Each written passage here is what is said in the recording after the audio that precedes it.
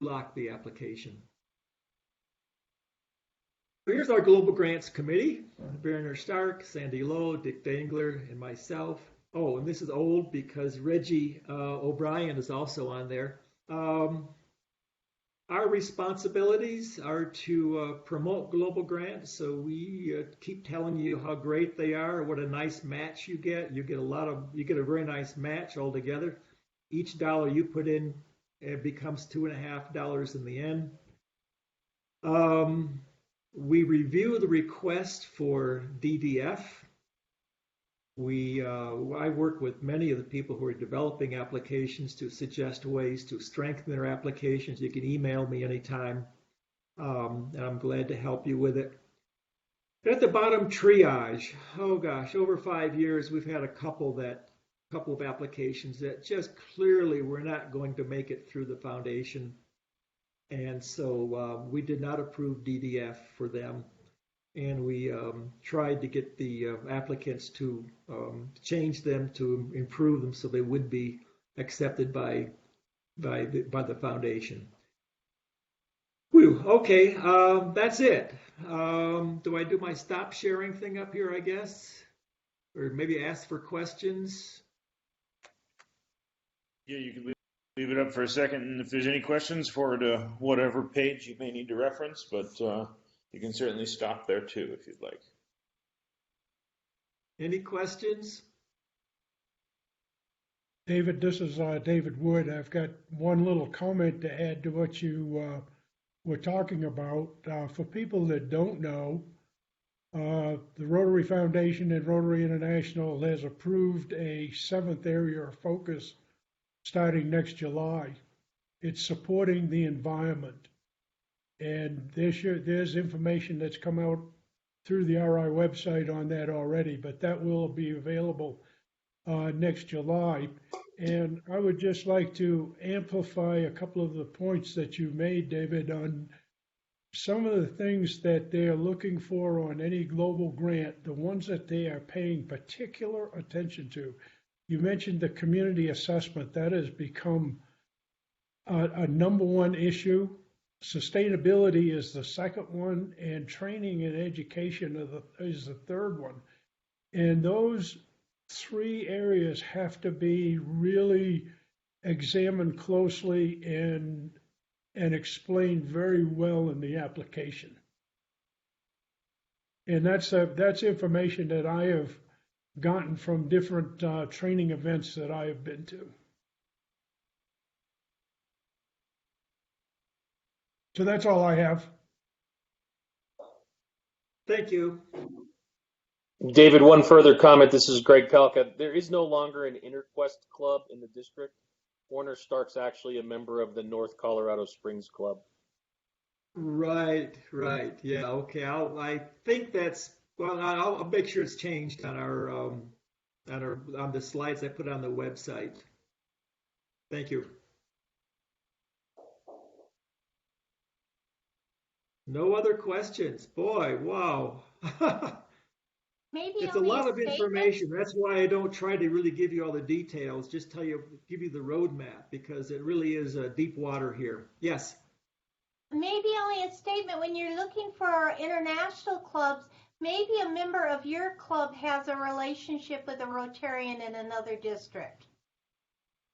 So in Grand Junction, we have a Rotarian who is Lebanese, and we have done things with his club. Right. So it's maybe someone in your club already has that connection of another Rotary club, an international club. Yeah, Rotary is all about connecting with other people, connecting with other Rotarians, and that, you do that within your own club, you do it within the clubs in your district, as we are today, and then you do it with clubs in other districts and around the world. And the program, the project fair I mentioned that was just held in West Africa. What a way to connect with all these people and see what they're doing and see if they'd like to work with you on a project. And David, I would add one other thing. is that if anybody has specific questions that they didn't think got answered today, they should feel free to reach out to you directly or to myself, and one of us ought to be able to find out the answers if we don't have them. Don't hesitate to reach out and ask, and that's what we're here for. Right, I'm happy to. I've spent a lot of time on some applications helping people who've never done one before. I suspect most people in our group here today have never actually completed the global grant application. And it seems pretty daunting, but I've helped several people through from the beginning to the end. They do all the work, and I just sort of kibitz with them by phone or by email about what would be a good idea here or there, or how does the foundation feel about this or that. And I enjoy doing that. We've done 7 global grants in my club in the last about 6 or 7 years. We have 2 active ones going right now. We participated in several other global grants that were managed by other clubs. So I've seen quite a few things, quite a few global grants roll out, and I'm glad to share that experience with you.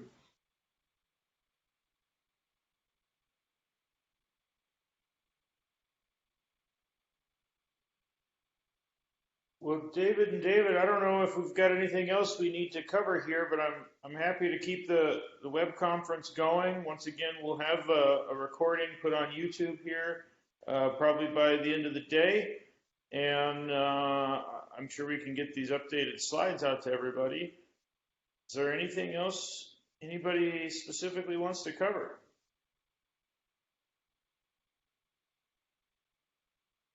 I would like to add something.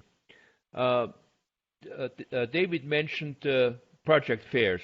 There's another project fair that started yesterday with Ecuador, and it continues today at the same time slot that we're in right now, so we'll miss it, although it'll probably go a couple hours beyond this. But if you want to find out about those things, you ought to monitor the District 5470 Facebook page, because a lot of the stuff, if you're a Facebook user, you ought to check out the district Facebook page, because a lot of the information is being shared there about potential projects, project fairs, etc., etc. So, and another correction, David mentioned that the international newsletter comes out 3 or 4 times a year. No, it comes out every other month or 6 times a year. So, and the other thing is, it really is a little disheartening, because I have a way of checking how many of those things are being opened, and when I send out the newsletter to almost 2,000 Rotarians in our district, only 50% bother opening it up, which is very sad and a little disappointing to me. Puts a lot of effort into this project. Anyway, that's all I have to add. Thank you. My laptop battery is on 6%, so I may lose you guys here in just a second because I forgot the charging cable at the office. But on Peter's point there, the District 5470 Facebook website, I would encourage everybody to like and share as many of those posts as possible, because it's free advertising, and Facebook is definitely a good way for us to communicate with the community beyond just the ones who are doing work. So like and share, it's free advertising, and feel free to continue that. So I'm going to say thank you, David Wood, for getting everybody invited, David Smith for helping teach us global grants, and everybody for listening to me yap on for an hour plus. And thank you guys very much for being involved in helping your community and putting service above self. So thank you very much. I have a question. Are we supposed to take a test after this? No, or? that's only for the renewal people who didn't actually show up. Okay. So if you didn't show up to this, you can watch the video and take the renewal test, or just take the renewal test if you know everything. Okay. But trying to get people who don't get involved in the proactive conversations and stuff, this works a lot better for in person. All right. Peter, I have a question for you.